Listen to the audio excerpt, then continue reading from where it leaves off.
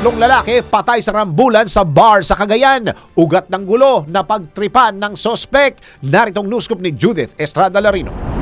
Hindi na umabot ng buhay ang tatlong kalalakihan sa ospital matapos magrambulan sa loob ng isang bar sa Lasam, Cagayan. Ayon sa mga otoridad, nagiinuman ng mga sangkot sa magkakaibang lamesa.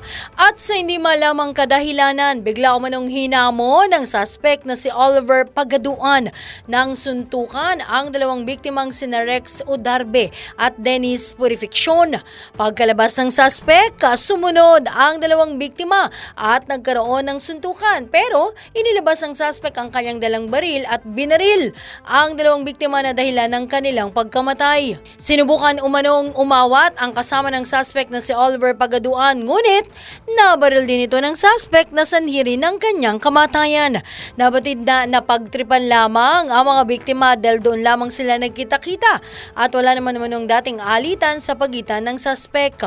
Patuloy naman ang hot pursuit operations ng mga otoridad sa suspect na kaagad tumakas matapos ang pamamaril.